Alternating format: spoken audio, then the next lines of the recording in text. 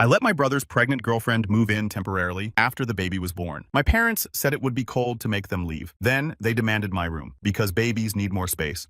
I, 27M, need advice about a family situation that's getting complicated. 3 months ago, my younger brother Tyler, 25, got his girlfriend Ashley, 23, pregnant. They'd only been dating for about 6 months, and neither of them was prepared for this. Tyler works part-time at a warehouse while taking community college classes, and Ashley was working as a server at a local restaurant. When Ashley's pregnancy progressed, her living situation became unstable. She'd been sharing a small apartment with 2 roommates, but they weren't comfortable with a baby coming into the picture. My parents, Robert, 56, and Linda, 54, immediately went into crisis mode. They've always been the type to help family no matter what, which I usually admire about them. Here's where I come in. 2 years ago, I bought a 3-bedroom house in a decent neighborhood about 20 minutes from my parents. I work as a software developer for a tech company and had saved aggressively for the down payment. The house was my pride and joy. I'd spent months renovating it, turning it into exactly what I wanted. The master bedroom is mine. I use the second bedroom as a home office since I work remotely 3 days a week, and the third bedroom is a guest room. My parents called a family meeting at their house. I should have seen the signs when Mom made my favorite dinner and Dad kept refilling my beer. They started talking about Ashley's situation, how she was 7 months pregnant and about to be homeless. Tyler sat there looking miserable while they laid out how family takes care of family.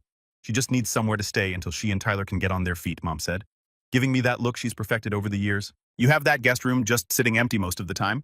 I pointed out that Tyler could move in with Ashley somewhere, but apparently he wasn't ready for that level of commitment.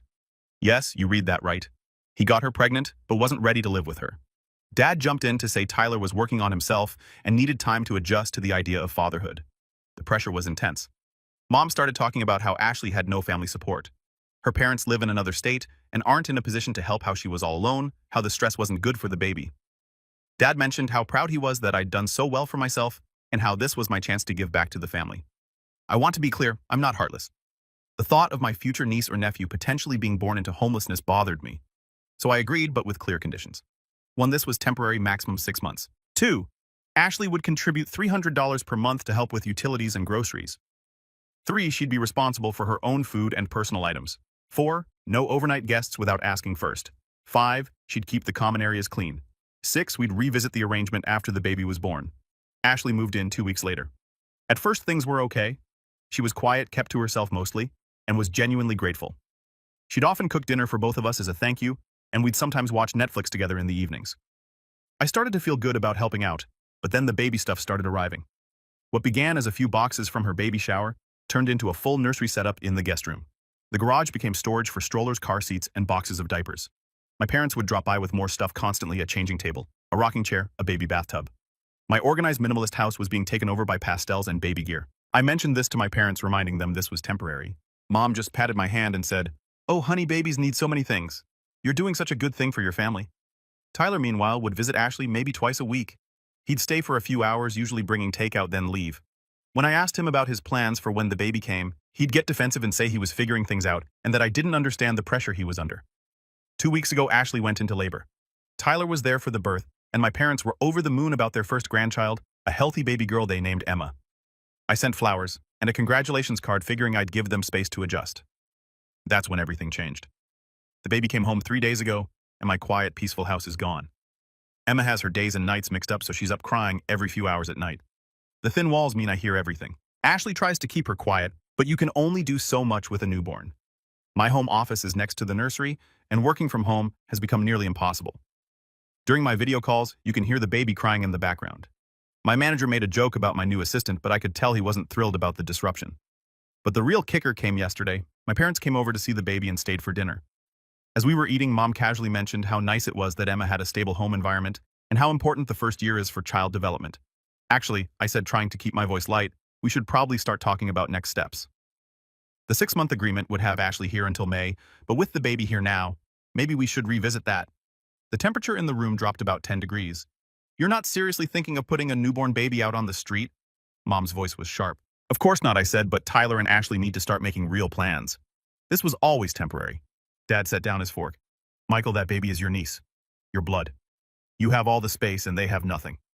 How can you be so selfish? Tyler, who had been silent until then, finally spoke up. Maybe if you weren't so uptight about your perfect house, you'd realize some things are more important than your home office aesthetic. Ashley started crying, holding Emma closer. I knew this would happen. I told Tyler you'd want us gone as soon as the baby came. I guess we'll just have to figure something out even if it means. She trailed off, but the implication was clear. My parents immediately went into comfort mode with her while shooting me disappointed looks. Mom held the baby while Dad assured Ashley that everything would work out and gave me a pointed look that said I better make it work out. They left shortly after, but not before Mom pulled me aside. I raised you better than this, Michael. That baby deserves stability. You have the means to provide it. Don't be the uncle who turned his back on family when they needed him most. I'm now sitting in my home office at 2 a.m. because the baby is crying again and I can't sleep. I feel like a monster for wanting my house back, but I also feel like I'm being manipulated. I work hard for what I have, and while I wanted to help, I never signed up to be a permanent housing solution for my brother's girlfriend and baby. Tyler still hasn't made any moves to step up. He's not contributing financially, he's not staying nights to help with the baby, and he's not looking for a place for them to live together. But somehow I'm the bad guy for expecting them to stick to our original agreement. Am I being heartless here? How do I handle this without destroying my relationship with my family, but also without becoming a permanent landlord to my brother's responsibility? Update 1 2 weeks later. 2 weeks. Thank you to everyone who responded to my original post. Your comments ranged from calling me a doormat to suggesting I formally evict Ashley immediately. I've spent the last 2 weeks trying to find a middle ground, and I need to update you on how spectacularly that's failed. First, let me address some common questions from the comments. And no, there's no formal lease agreement. I stupidly thought family didn't need legal documents. Yes, Tyler is the father. That was never in question. Ashley's parents live in Florida. Her mom is on disability, and her dad works minimum wage. They can't help financially or with housing. I make good money, around $110,000 per year, but I'm not wealthy. I have a mortgage, student loans, and regular bills like everyone else. Now for the update. After reading your comments, I decided to have a formal sit-down with Tyler. I texted him that we needed to discuss his plans for Ashley and Emma, and he agreed to come over last Sunday afternoon. He showed up an hour late, reeking of weed. When I started talking about timelines and his plans, he immediately got defensive. Bro, why are you putting so much pressure on me? He said, I'm trying to figure things out. Tyler, you have a daughter now. You needed to have things figured out months ago. He launched into a rant about how not everyone had their life together like me, how some people didn't get lucky with good jobs, how I was privileged and didn't understand struggle. I pointed out that we grew up in the same house with the same parents and the same opportunities, but he just rolled his eyes. You were always the golden child, Michael? Mom and Dad worship you and your perfect house and your perfect job. Some of us are still finding ourselves. You're 25, not 15, and you have a baby now. The conversation deteriorated from there. He accused me of trying to control him. I accused him of being irresponsible, and he ended up storming out after yelling that I was just like Mom and Dad, always judging him. 2 days later, I came home from the office to find my parents' car in the driveway. Inside, Mom was rearranging my living room furniture to make space for a baby swing. Dad was in the garage building some kind of shelving unit for baby supplies. What are you doing? I asked. Mom barely looked up. Oh, hi, honey. We're just helping Ashley make the space more baby-friendly. That coffee table has sharp corners so dangerous for when Emma starts crawling. Mom, Emma is 2 weeks old. She won't be crawling for months. And even then, you can never be too prepared, she said, continuing to push my couch against the wall. I found Dad in the garage drilling brackets into my wall. My wall without asking. Dad, stop. What are you doing? He paused, looking at me like I was overreacting. Just putting up some shelves for the baby supplies. They were cluttering up your garage floor because they're not supposed to be here permanently. Dad set down his drill and gave me the look, the one that used to make me feel like a disappointment as a kid. Michael, we need to talk about your priorities. You have a beautiful home here, plenty of space, and your brother is struggling. Tyler isn't struggling, Dad. He's choosing not to step up. There's a difference. He's young, Dad. He's 2 years younger than me, and he was old enough to make a baby, so he's old enough to take care of one. The conversation went nowhere. My parents left, but not before Mom made several passive-aggressive comments about how she hoped I'd reflect on what kind of man I wanted to be. The house situation has gotten worse. Ashley is lovely, don't get me wrong, but living with a newborn is exhausting even when it's not your kid. The baby cries all night. There are dirty bottles in the sink constantly, and the smell of dirty diapers permeates everything. Despite Ashley's best efforts with the diaper genie, my work is suffering. I've had to mute myself during multiple calls because of crying in the background. My manager pulled me aside yesterday for a check-in about my home situation and whether it was affecting my performance. I assured him it was temporary, but I could see the skepticism in his eyes. The financial burden is increasing too. The $300 Ashley pays doesn't even cover the increase in utilities from constant laundry, the baby bath, and having someone home all day. My grocery bills have doubled, and I'm constantly finding my things used or moved. But the worst part, Tyler posted on Instagram yesterday, pictures from a weekend trip to Vegas with his buddies. Vegas, while his girlfriend and baby are living in my house because he can't afford to support them. I screenshot everything and sent it to our parents, thinking surely this would open their eyes. Mom's response, everyone needs to blow off steam sometimes. Being a new father is stressful. I've started looking into tenant laws in my state. Even though there's no lease, Ashley has likely established residency at this point. If I want her out, I might need to go through formal eviction proceedings, which would definitely nuke my relationship with my family. Some of my friends think I should just accept this as my new reality. My best friend James said, "Dude, your parents are never going to take your side on this.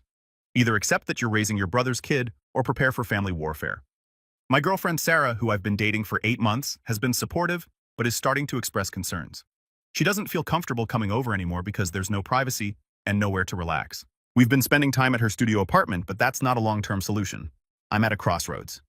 Do I A. Start formal eviction proceedings and accept that my family will hate me? B. Try to wait it out and hope Tyler eventually steps up? Spoiler alert, he won't. C. Accept that this is my life now and try to make the best of it?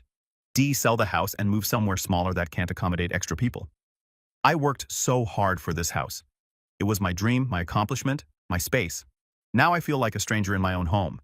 And the person who should be taking responsibility is in Vegas posting pictures of bottle service. I know I sound bitter. I am bitter, but I'm also tired, frustrated, and feeling incredibly taken advantage of. Any advice on how to proceed without completely destroying my family relationships would be appreciated. Update 2, 6 weeks later. I've been putting off this update because I'm honestly still processing everything that's happened, but I owe you all a follow-up, especially those who've been demanding me for updates. First, the TLDR for those who missed my previous posts. My brother got his girlfriend pregnant. My parents guilted me into letting her move into my guest room temporarily, and then acted shocked when I expected them to leave after the baby was born. It's been escalating since then. So here's what's happened in the last 6 weeks. After my last post, I decided to take the advice of trying one more formal conversation with everyone involved. I invited my parents, Tyler and Ashley, to a family meeting at my house. I prepared talking points, printed out resources for affordable housing in our area, and even found several programs specifically designed to help young parents. Tyler didn't show up. He texted Ashley saying he had to pick up an extra shift at work. I later found out through a mutual friend that he was at a sports bar watching the game. The meeting went about as well as you'd expect. I presented my research, explained that while I wanted to help, this situation wasn't sustainable. Ashley cried. My parents acted like I was presenting a plan to throw Emma into the wilderness to be raised by wolves. 6 months, I said firmly. That was our original agreement. It's already been 4. I'm giving you an extra 3 months on top of that to figure things out. By July, you need to have alternative housing arranged. Mom stood up so fast she knocked over her coffee cup. 7 months. You're giving a baby 7 months notice like she's a tenant. Ashley is a tenant. Mom, Emma is her daughter. They're a package deal and they need their own place. Dad tried the guilt angle. What happened to you, Michael? You used to have compassion. Now it's all timelines and agreements. This is family. Tyler is family too, I shot back. Where's he in all this? Why isn't anyone pressuring him to provide for his child? Tyler is doing his best. Mom said the same excuse she's been making for him his whole life. His best included Vegas last month and a new gaming system he posted about on Facebook. Seems like he's doing fine to me. The meeting ended with my parents storming out and Ashley locking herself in the guest room with Emma. I could hear her on the phone with Tyler crying about how his family hated her. Things got progressively worse from there. My parents started what I can only describe as a Cold War. They'd stop by when I was at work. Ashley would let them in and continue baby-proofing my house. I came home to find cabinet locks installed, electrical outlet covers everywhere, and I kid you not, a baby gate at the top of my stairs in my house. They also started a propaganda campaign with extended family. I started getting calls from aunts and uncles I barely speak to, all concerned about my heartlessness toward baby Emma. My cousin Jennifer, who I've always been close with, texted me. I heard you're evicting a newborn. WTF, Mike. I tried explaining my side to anyone who'd listen, but the narrative was already set. I was the successful, selfish older brother who wouldn't help family in need. The breaking point came 3 weeks ago. I woke up on a Saturday morning to voices in my kitchen. Not just Ashley and the baby. Multiple voices. I came downstairs to find my parents, Tyler, Ashley, and 2 people I'd never seen before sitting around my kitchen table having breakfast. Oh good, you're up, Mom said like this was normal. This is Brad and Diane from our church. They're marriage counselors who specialize in young families. I stood there in my boxers and t-shirt looking at 6 people in my kitchen while a baby cried in the background. What the hell is happening? Language, Mom chided. Language. We're having an intervention. You've been so hostile lately. We thought you needed help processing your feelings about the baby. My feelings about the baby. Are you serious right now? Brad? Or maybe it was Diane started talking about the importance of family bonds and how children thrive in multi-generational homes. I cut them off. Everyone out except Ashley, since she unfortunately lives here. Michael, Dad started out. This is my house. You don't get to ambush me with interventions in my house. Tyler, who had been silent, finally piped up. Bro, you need to chill. We're trying to help you. Help me. I was losing it. You knocked up your girlfriend, refused to support her, dumped her in my house, and somehow I need help. I'm not ready to be a full-time dad, he said. Like that was a valid excuse. Then you should have worn a condom, I snapped. Everyone gasped like I'd said something horrific. Brad and Diane quickly excused themselves. My parents followed, but not before Mom delivered her parting shot. I don't even recognize you anymore, Michael. That night, I made a decision. I called my company's HR department and asked about remote work options from other locations. Turns out, as long as I'm in the same time zone, they don't care where I work from. I also called a real estate agent. I listed my house 2 weeks ago. It's a seller's market, and I got multiple offers within days. I accepted one that was $30,000 over asking with a 45-day close. I haven't told my family yet. Ashley doesn't know. I've been looking at condos in another city about 3 hours away, close enough to visit if I want to, far enough that no one will drop by unannounced. But here's where things get really crazy. Yesterday, Ashley approached me after putting Emma down for a nap. She looked nervous, fidgeting with her hands. Michael, can we talk?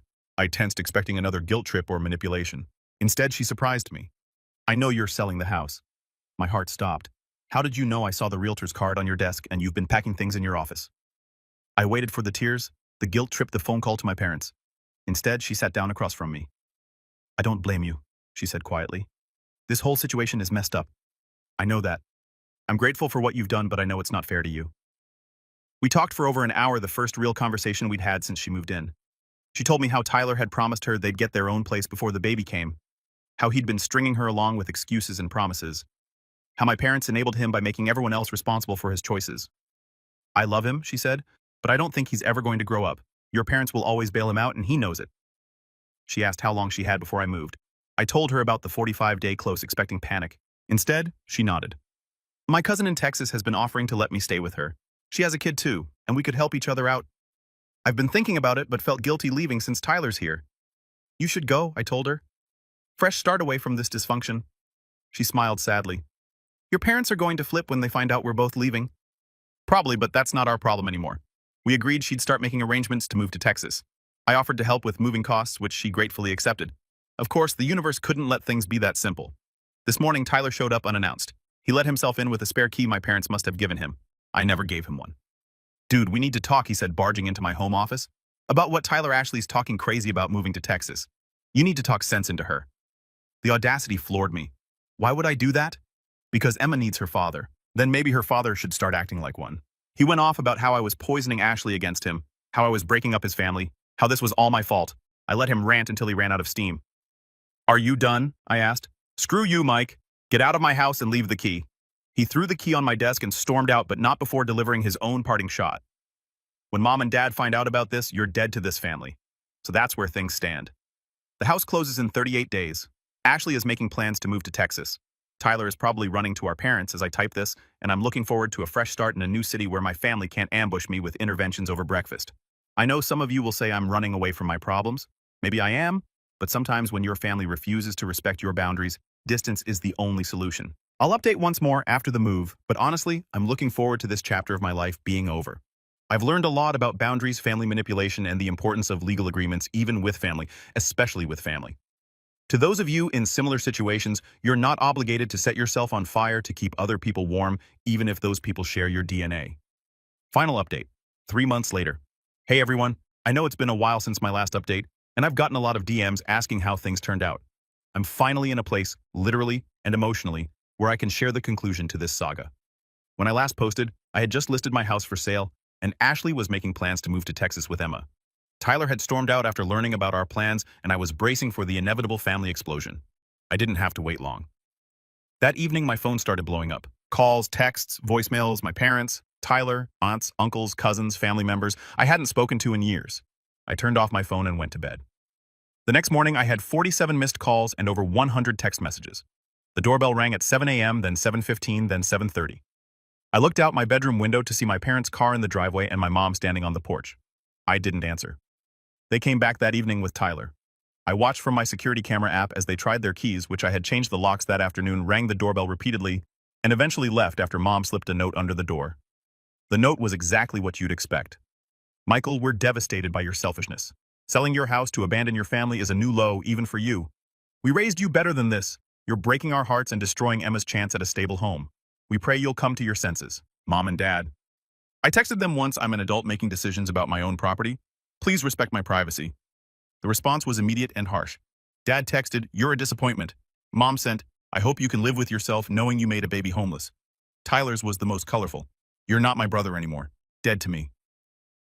The next few weeks were a blur of packing, dealing with a house sale, and dodging my family's increasingly desperate attempts to save me from myself. Mom's words, not mine. The extinction burst, thank you to the Redditor who taught me that term, was spectacular. They called my employer trying to convince them I was having a mental health crisis. They contacted my real estate agent claiming the house sale was fraudulent. They showed up at my girlfriend Sarah's apartment looking for me. They started a prayer chain at their church for my lost soul. They convinced my elderly grandmother to call me crying about family unity. The grandmother call almost broke me. She's the sweetest woman, and hearing her cry about how I was tearing the family apart made me question everything. But then she said something that snapped me back to reality. Your mother says you're jealous of Tyler for having a baby. Jealous of Tyler for having a baby he won't take care of. That's the narrative they created to explain my irrational behavior. Meanwhile, Ashley was having her own family drama. When Tyler found out she was really planning to move to Texas, he suddenly became father of the year for about 48 hours. He showed up with flowers, promised to get his own apartment, swore he'd step up. Ashley, to her credit, didn't fall for it. He literally asked to borrow money for gas in the same conversation where he promised to support us. She told me, "I'm done." She moved out 2 weeks before my closing date. The morning she left, we had coffee together while Emma slept. "I'm sorry this all happened," she said. "I never meant for it to go this far. I know, and I'm glad you're getting a fresh start." She hugged me before leaving. "Your family doesn't deserve you, Michael. Don't let them make you feel guilty for having boundaries." With Ashley gone, my parents shifted into overdrive. They now had the narrative that I'd driven away both Ashley and Emma. Mom showed up at my work. Security had to escort her out. Dad left voicemails about how I'd ruined Tyler's chance at being a father. The day before closing, they played their final card. They offered to buy my house for the full asking price if I'd let Tyler move in and they'd manage it for him. I declined. The closing went smoothly despite my family's attempts to interfere. I moved into a nice 2-bedroom condo in a city 3 hours away. It's smaller than my house, but perfect for me. There's a gym in the building, a coffee shop on the corner, and best of all, no family drama. I blocked most of my family on everything except email in case of actual emergencies. I stayed in touch with my cousin Jennifer, who understood my side after hearing the full story. "They've always babied Tyler," she told me. "Remember when he crashed 3 cars in high school and they kept buying him new ones? This is just the adult version." Through Jennifer, I've gotten some updates. Tyler is back living with our parents. He's working part-time at a vape shop and spending most of his time gaming. He posts on social media about how Ashley stole his daughter. And my parents are now raising money through their church to hire a lawyer to seek grandparent rights in Texas. They tell everyone I had a breakdown and abandoned the family. Ashley, from what I can see on social media, is thriving in Texas. She's working at a dental office. Emma is in daycare, and she seems genuinely happy. She sent me a Christmas card thanking me again for everything and letting me know they're doing well. As for me, I'm in therapy working through the guilt and manipulation. My therapist says I'm a textbook case of the responsible child in a dysfunctional family system. I'm learning about boundaries and enmeshment and how being the successful one doesn't mean I have to compensate for everyone else's failures. Sarah and I are still together. She's been incredibly supportive through all of this and even helped me decorate my new place. We're taking a weekend trip next month, something I couldn't have done when my house was baby central. My work performance has improved dramatically without the constant chaos. I even got promoted last month, something my manager said was long overdue, but had been questionable when my performance was suffering. Do I have regrets? Sometimes I miss the idea of family, the fantasy of supportive, reasonable people who respect each other. But that's not the family I have. The family I have expects me to subsidize Tyler's irresponsibility indefinitely while being grateful for the opportunity. I've learned some hard truths. 1, family isn't a free pass to violate boundaries. 2, you can't help someone who won't help themselves. 3, enabling one person often means sacrificing another. 4, sometimes love means letting people face the consequences of their choices. 5, your mental health and well-being matter just as much as anyone else's. To those who said I was too harsh, you didn't live it. You didn't have your sanctuary turned into someone else's nursery. You didn't watch your brother party while you paid for his responsibilities. You didn't have your parents gaslight you into thinking basic boundaries were selfish. To those who said I should have kicked everyone out immediately, you were right. I waited too long hoping for reasonableness that was never coming. To those in similar situations, get everything in writing. Set clear boundaries from day one. And remember, helping family doesn't mean enabling them. I know this isn't the update some of you hoped for. There's no reconciliation. No moment where my family realizes they were wrong. No happy ending where Tyler steps up and becomes a great dad. Real life doesn't usually work that way. But I'm at peace. I have my own space. My relationship is stronger. My career is thriving. And I'm learning to set healthy boundaries. That's its own kind of happy ending. I won't be updating again. It's time to close this chapter. Thank you all for your support, advice, and validation. You helped a stranger on the internet realize he wasn't crazy for wanting basic respect in his own home. And Tyler, if you somehow read this, grow up, dude. Your daughter deserves better. Edit, since several people have asked, yes, the house sale was completely legal. I owned it outright. No one else was on the deed. Ashley and I exchanged contact info and occasionally text. She's doing great and Emma is healthy and happy. I'm in individual therapy, not family therapy. My therapist agrees that family therapy requires all parties to want change. The grandparent rights thing probably won't go anywhere. Texas has strict requirements they don't meet. I kept all the documentation of Tyler's lack of support in case Ashley ever needs it for custody issues. Yes, I'm aware I probably could have handled some things better. Hindsight is 20/20. And no, I don't regret selling the house. It was the nuclear option, but sometimes that's what it takes. Take care, everyone.